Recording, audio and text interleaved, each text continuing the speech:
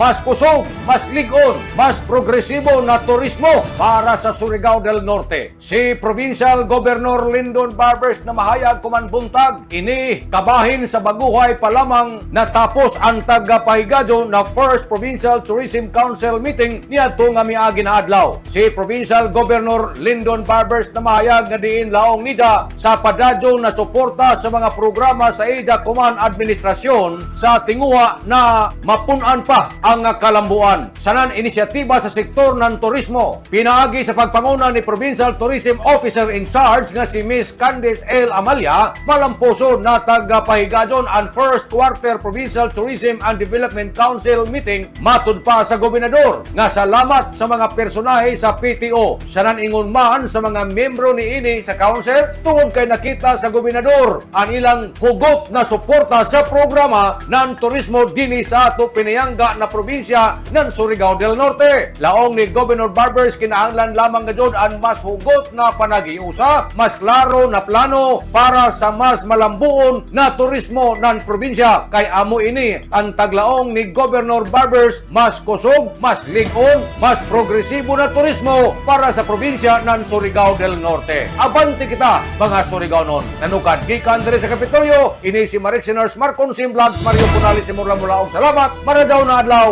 natong tanan.